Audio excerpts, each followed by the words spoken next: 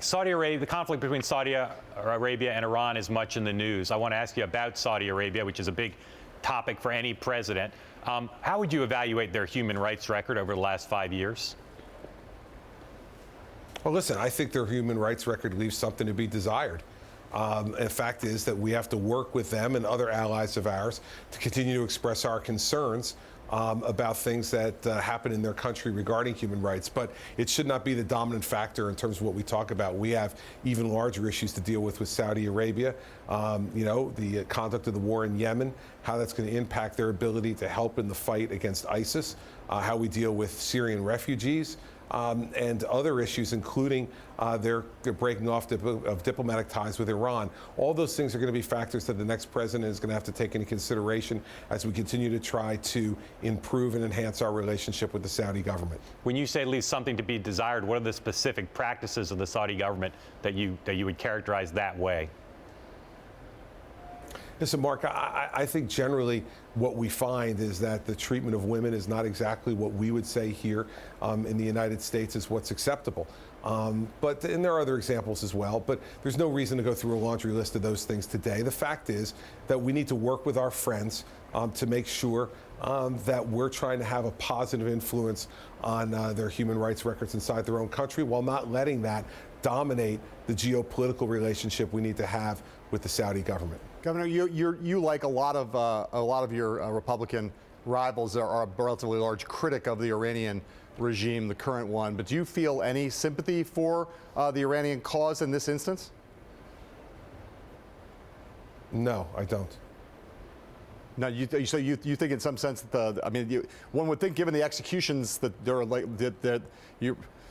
given the nature of the crime, that you would at least have some sympathy with the Iranians, just on the basis of the fact that the crime itself seems pretty egregious.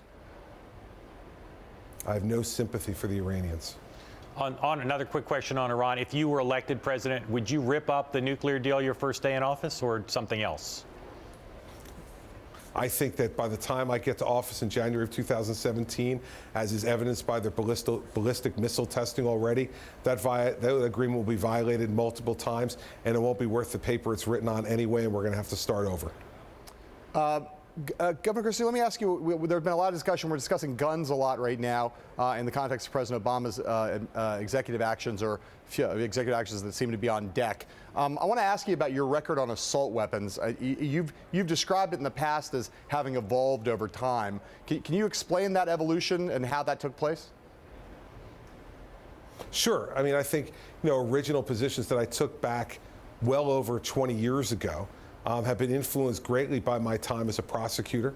And during that time, what I became focused on was dealing with criminals with guns and making sure that we spent the focus of our effort on getting criminals off the streets who are using guns. And we used that very effectively when I was U.S. Attorney with the felons in possession law to be able to take criminals off the street for minimum sentences of at least 5 years on a first offense.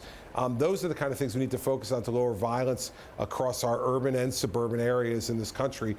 We don't need to be worrying about creating new laws to try to take guns out of the hands of law-abiding citizens, and that's how I've evolved over time. In 2009, very influenced by my time as a prosecutor. In 2009, you told Sean Hannity that you were moderate to left on gun control measures. Is that still true? No, I don't think it is. And I don't, listen, I think at the time, I don't know who I was comparing myself to. But the fact is that my record in New Jersey is very clear. Since I've been governor of New Jersey, I've vetoed the .50 caliber rifle ban. I've vetoed the reduction of magazine limits from 15 to 10. I've vetoed a statewide registration system. And I've pardoned 6 out-of-state folks who were arrested in New Jersey for having legally owned a handgun someplace else and having carried it through New Jersey.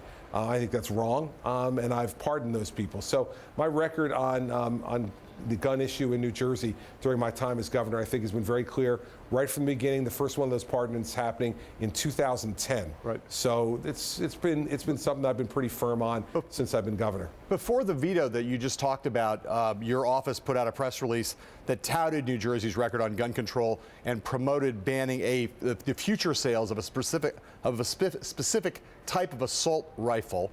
How does that square with your general posture on the issue? It absolutely squares with it. The fact is that I've taken the steps that I think are necessary to protect Second Amendment rights in New Jersey, as I've been permitted to by the legislature, and also to make sure that the public safety of the people of New Jersey are protected.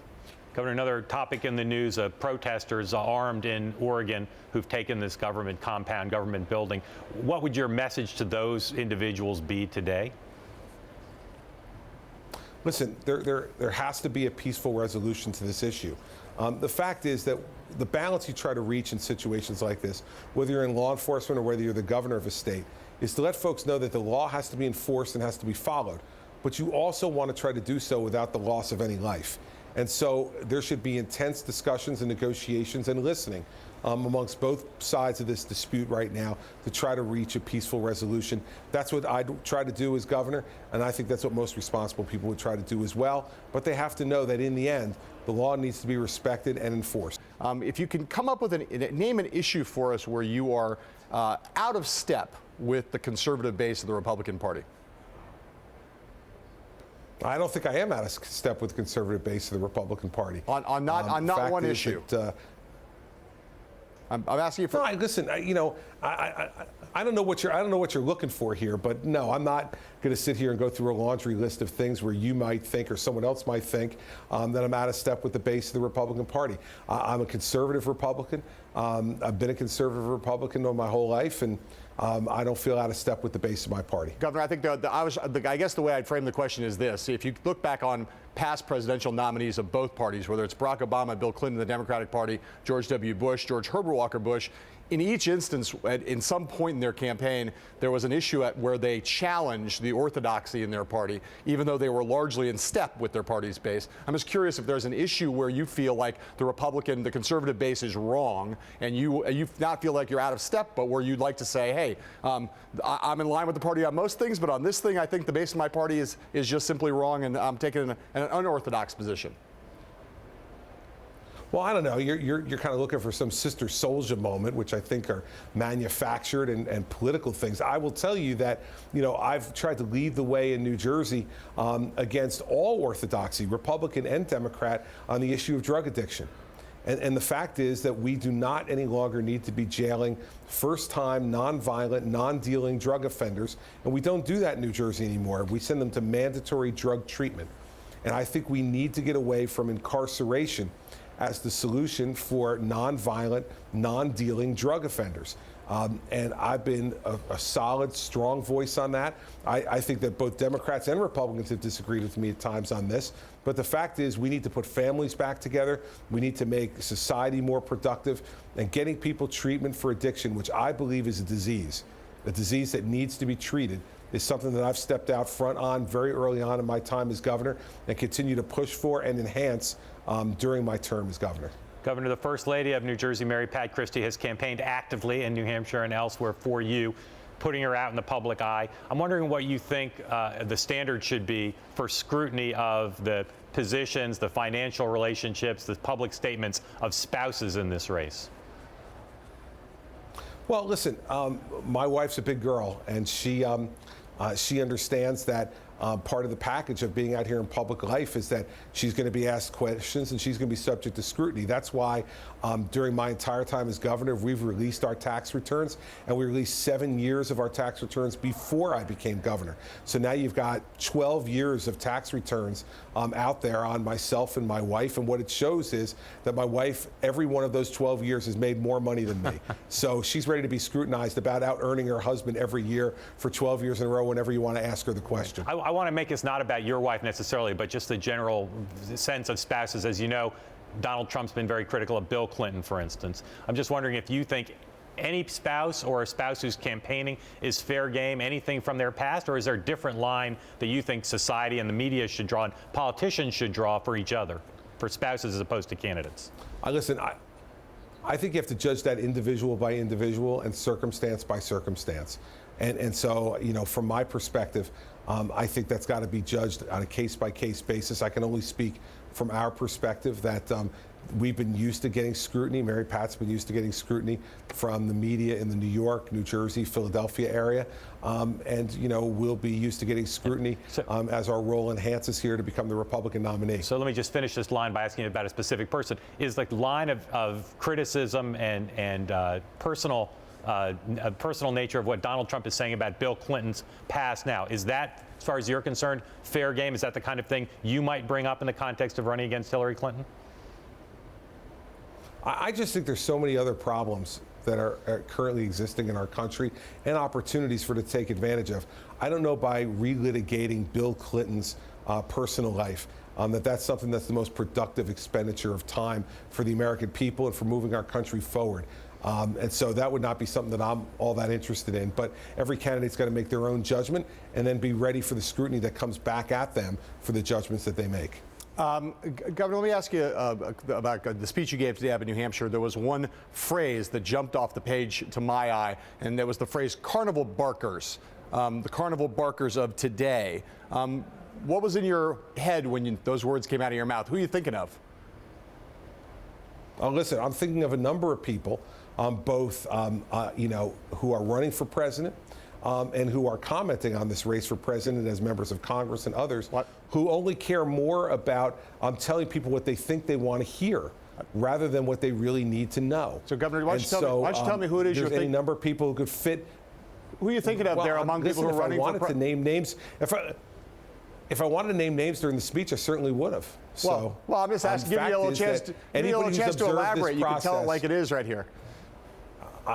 Listen, I'm sure, and I did. I told it like it was today in the speech.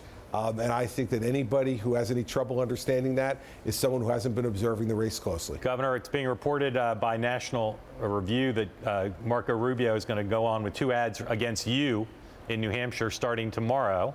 I wish I had more details for you on that, but let me just ask you, what do you make of that development and of the coming negative ads, presumably against you and others in this fight in the last month?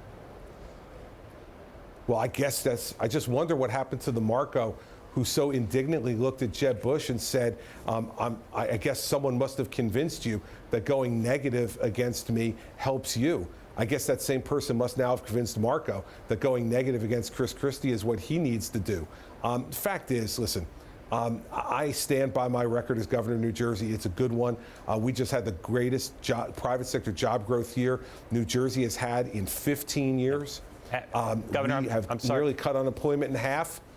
I'm sorry. And let me just finish this. Yeah. I think this is really important that if Senator Rubio would just show up for work every once in a while, he's only got one job. He's got to cast votes in the United States Senate.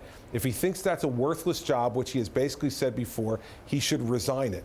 If he doesn't, then he should show up and go and vote. I work every day for the people of New Jersey as governor. Happy to have this conversation with Senator Rubio anytime. Just want to be clear, it's the Super-PAC supporting Senator Rubio, not the campaign itself. I know that distinction will not mean much to some people.